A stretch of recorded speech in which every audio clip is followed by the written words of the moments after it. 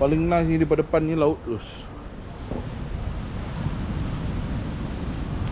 Cuma kau nak ambil makanan jadi payah.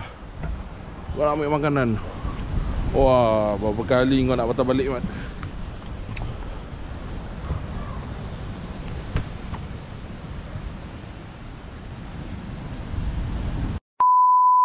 Okay, morning guys. So pagi ni kita nak pergi sarapan dulu yang dah disediakan oleh Hotel Shangri-La Rasa Sayang. Jom kita tengok ada makan apa. A few moments later. Spice Market Cafe. So ni agak-agak dia, geng. So jom kita masuk lah. A few minutes later. Ya, morning. Ha? Room number 10 ni apa? 15. Ya. Okey. Okey. Ada orang lagi tak datang. Pagi saya. Ya, pagi. Wow.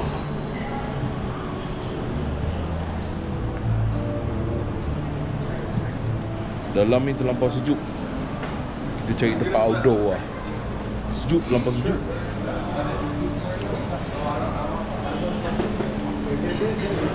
Bapak nas.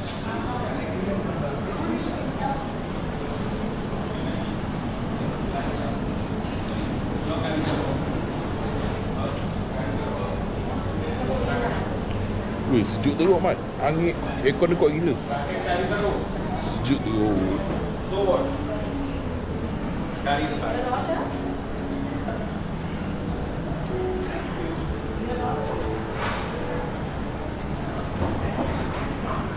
Pintu auto.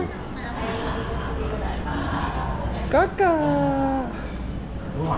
Cantik tu. Dia bicir dia. Ui, dia punya. Dia punya ni pun.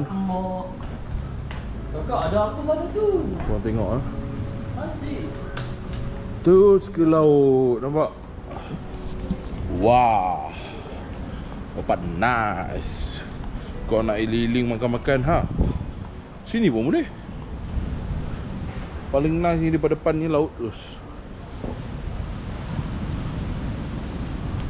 Cuma kau nak ambil makanan jadi payah. Kau nak ambil makanan, wah, berapa kali kau nak patah balik, Mat.